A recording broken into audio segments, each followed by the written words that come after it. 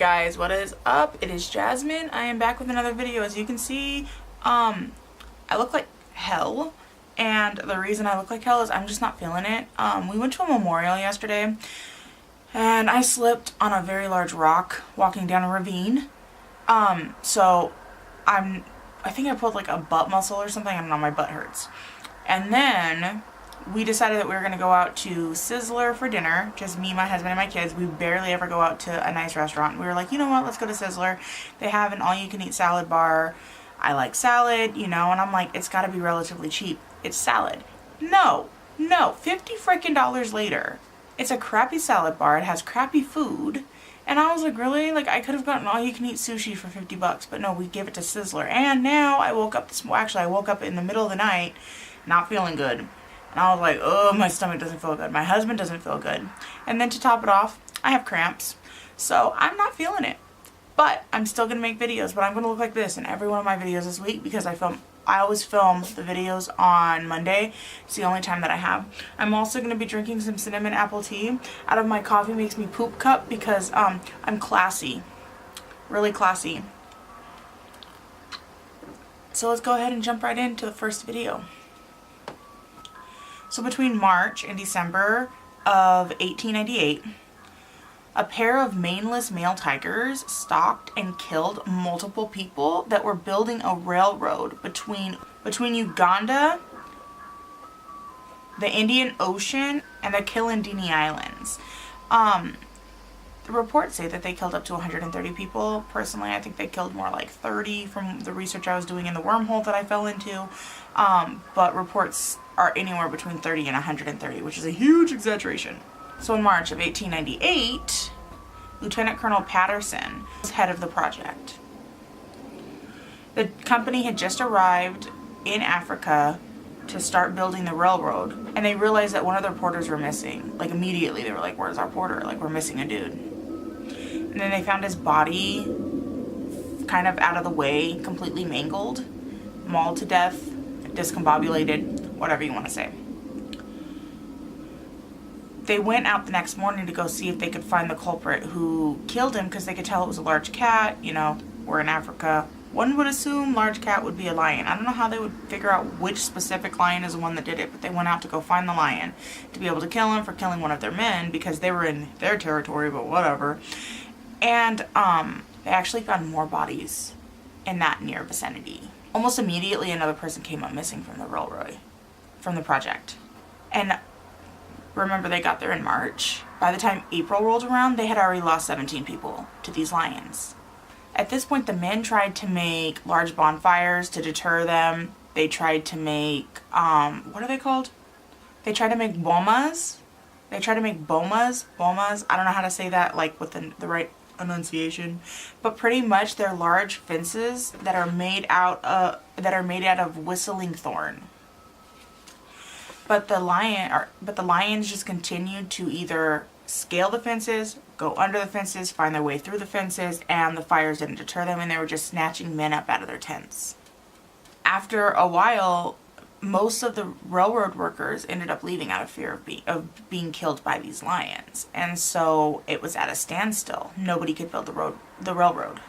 There were some that stayed in hopes that they could get more of a crew and continue work because they needed money for their families, but they were still kind of stuck there fearing for their lives with no work. Patterson's journal states, and I'm going to read it, that I eventually shot the first lion in the back leg, but instead of scaring him away, the lion began stalking me specifically.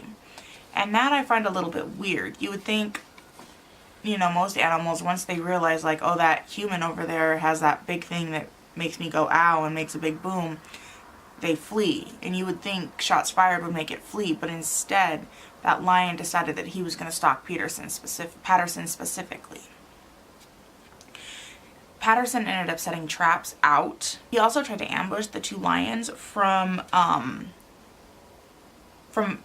in a tree, and that didn't work either. The lions knew he was up there. He finally shot the first lion on December 9th, 1898. He shot it in the shoulder and it penetrated the first lion's heart. And he found him dead the next morning, not far away from where their little camp base is. My hair looks like shit. Okay.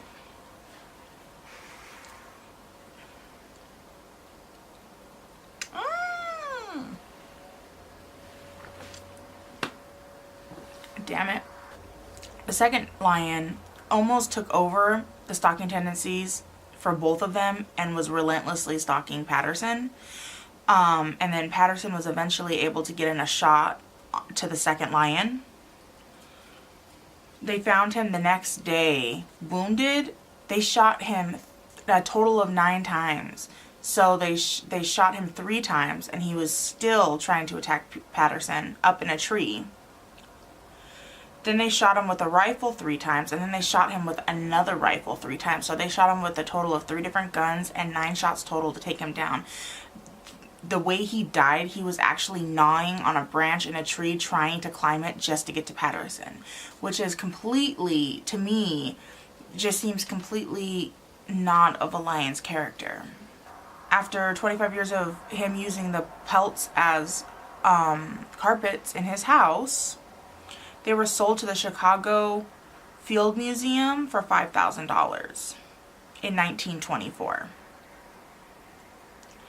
The museum then took the pelts and they reconstructed them to make them look like lions, and they actually still have them on display in the museum to this day. Now I wanted to get into the physical features of the lions. When you look at the pictures that I'm putting in this video, you can see that they're not as furry as normal lions. They are definitely more sleek looking. I would say their coats are almost the equivalent of like a pit bull or a boxer's coat. Very short, very shiny. If you think of a lion, normally they look kind of dusty. These ones were very sleek. They were also male lions, and they had no manes. And these lions are specifically called the Tsavo lions or Tsavo lions.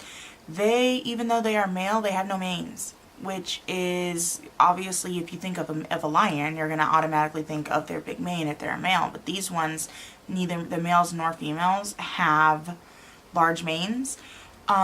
And the hierarchy in their prides are a little bit different than other lions.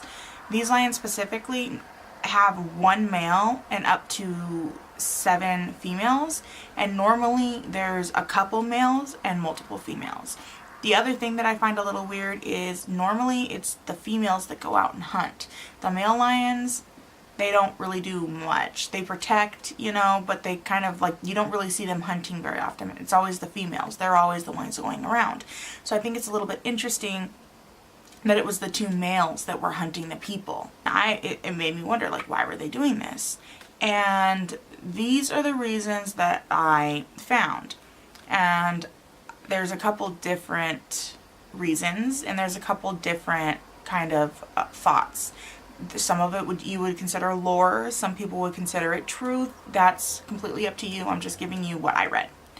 So if you ask a lot of people from that place, they would say that the reason these 2 lions were hunting people is because the local tribes did not want that railroad being built, and so they invoked spirits to like possess those lions, or they created those lions through manifestation to hunt those people to stop the railroad from being built. They were their protectors. So that's one theory. Another theory is that they were older lions, and it was proven that one of them had a really bad back tooth, and it was hurt all the way into the root.